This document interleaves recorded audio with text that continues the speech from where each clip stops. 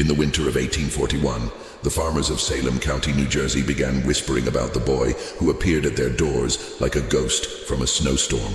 Small, fragile, with the face of a child no older than 12, he would beg for shelter, his voice trembling with cold and desperation. What they didn't know was that Joshua Bennett had been 12 years old for 20 years, and behind those innocent blue eyes lay the calculating mind of a predator who had perfected the art of exploiting Christian charity. By the time the killing began, 7 families had already lost everything they owned, and the boy who never grew had vanished into the New Jersey wilderness like smoke. Before we continue with the story of Joshua Bennett and the terror that gripped Salem County, if you're fascinated by dark historical mysteries like this one, make sure to subscribe to our channel and hit that notification bell. And let us know in the comments what state you're listening from. We love connecting with our audience across America. Now, let's uncover the chilling truth about the predator who hid behind a child's face. The Salem County of 1841 was a patchwork of modest farms and tight-knit communities scattered across the flat, fertile plains of southern New Jersey. Unlike its infamous namesake in Massachusetts, this Salem was a place where Quaker traditions ran deep, where the monthly meetings still governed community life with an iron hand wrapped in gentle words. The county's 20,000 residents lived by the rhythms of harvest and prayer, their wooden farmhouses connected by muddy roads that became impassable lakes during the harsh winters. It was a land shaped by immigration and faith. German Lutheran families worked side by side with English Quakers, while Irish Catholics clustered around the growing industrial towns along the Delaware River. The Mexican-American War had just ended, bringing a sense of national triumph but also economic uncertainty as veterans returned home to find their jobs taken by eager immigrants.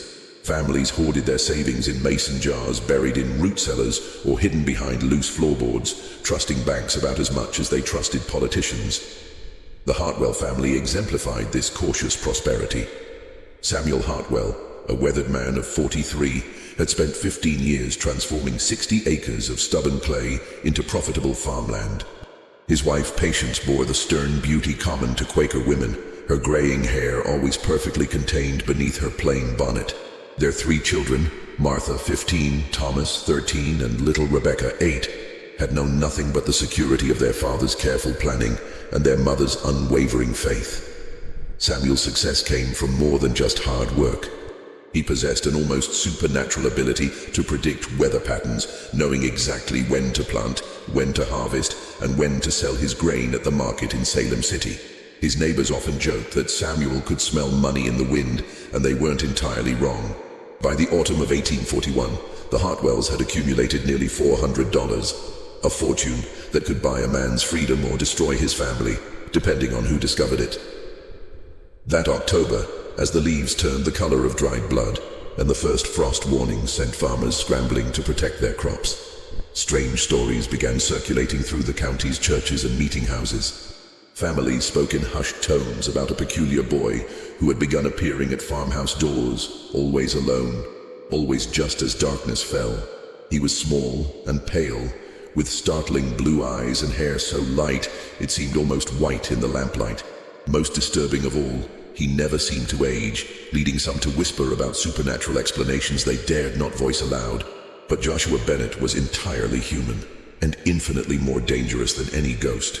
Born in 1809 in the Pine Barrens of central New Jersey, he had stopped growing at the age of 12 due to a rare condition that modern medicine might recognize but 1840s physicians dismissed as constitutional weakness. By 32, he stood barely 4 feet tall, his face frozen in perpetual youth, while his mind had acquired 3 decades of bitter experience.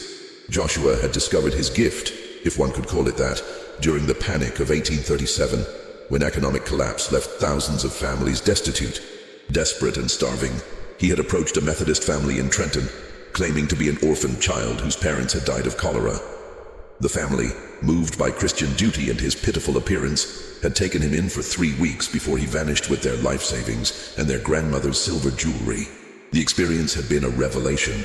People saw only what they expected to see, and what they expected to see was a helpless child in need of protection. Over the next 4 years, Joshua had refined his methods with scientific precision. He learned to modulate his voice to sound younger, to affect a slight stutter that made him seem more vulnerable, and to study his marks for weeks before approaching them.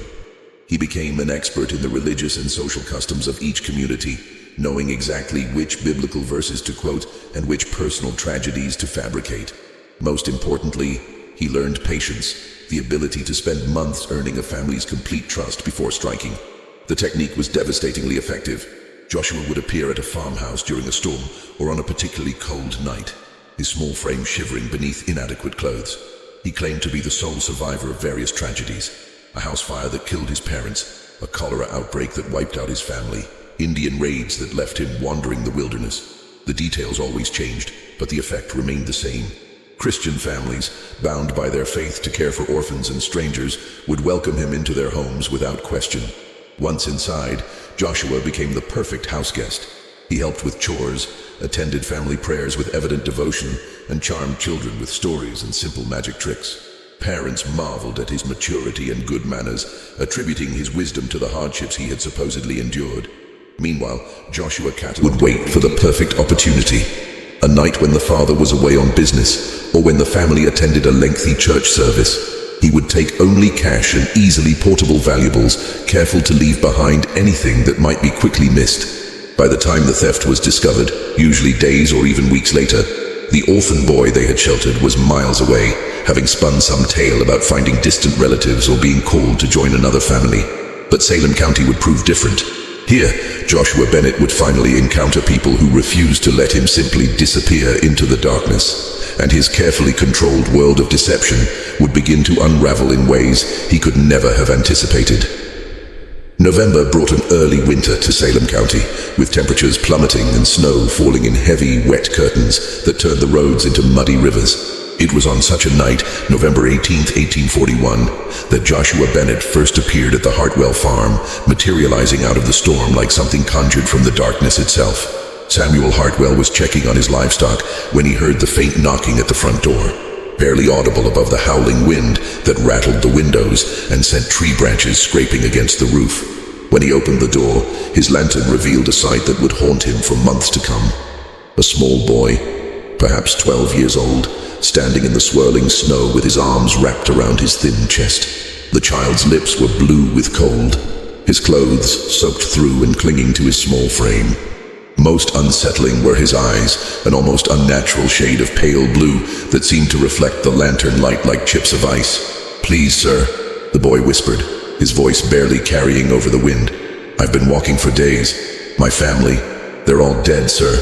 The fever took them." His words came out in short, panting breaths, punctuated by violent shivering that made his entire body tremble. Patience Hartwell appeared beside her husband, her face immediately softening at the sight of the child. "Samuel, bring him inside this instant. The poor thing will freeze to death on our doorstep." Her voice carried the authority of a woman accustomed to managing both household and children, and Samuel stepped aside to let the boy enter. The warmth of the Hartwell home seemed to revive the stranger almost instantly.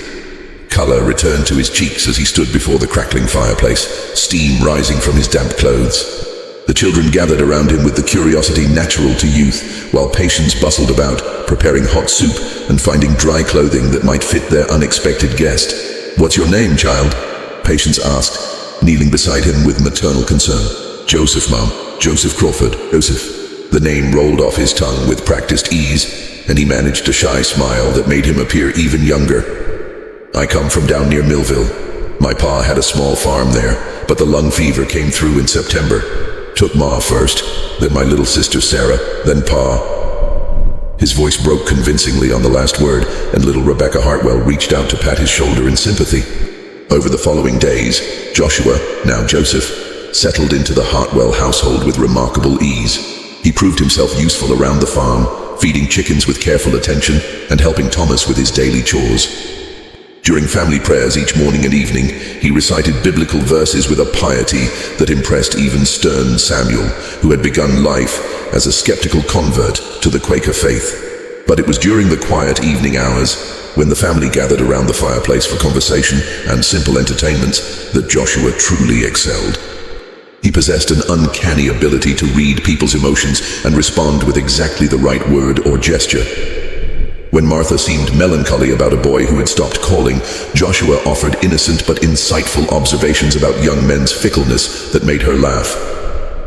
When Thomas struggled with his arithmetic lessons, the younger boy somehow managed to help without making it obvious that his mathematical skills far exceeded what one might expect from a 12-year-old orphan. Most importantly, Joshua studied the Hartwell family's routines and secrets with the intensity of a scholar.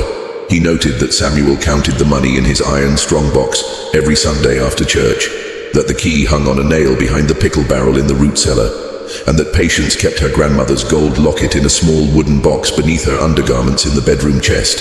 He observed which neighbors visited regularly, which days Samuel traveled to market, and how long it took for sounds from the barn to carry to the house. 3 weeks into his stay, Joshua felt confident enough to begin testing the family's trust. He started small, borrowing a few pennies from Martha's small collection and watching to see if their absence was noticed. When no questions arose, he grew bolder, taking a silver thimble from Patience's sewing basket and hiding it among his own meager possessions. Still, no alarm was raised. The Hartwells had so completely accepted him as family that they no longer kept mental inventories of their belongings in his presence. The opportunity Joshua had been waiting for came on December 14th, a bitter cold Sunday when the ground was frozen solid and the wind cut through even the thickest wool coats. Samuel had planned to attend the monthly business meeting of the Salem Friends, a journey that would keep him away from home until well after dark. Patience, fighting a persistent cough that had lingered since Thanksgiving, decided to remain home with the children rather than risk the cold journey to meeting. But fate, or Joshua's careful planning, intervened. Little Rebecca developed a fierce fever during the night, her temperature climbing so high that she began speaking nonsense and seeing things that weren't there. By morning, her condition had worsened to the point that Patience feared for her daughter's life. Samuel's meeting would have to wait. The child needed immediate attention from Dr. Marcus Fleming in Salem City, the only physician within 20 miles who had any real skill treating childhood fevers. "Joseph, you'll need to help me harness the wagon," Samuel told Joshua as he prepared for the emergency journey.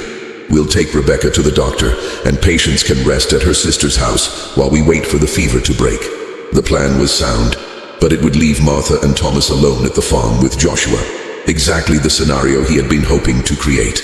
As the wagon disappeared down the muddy lane, Joshua felt the familiar thrill of anticipation that always preceded his carefully orchestrated theft.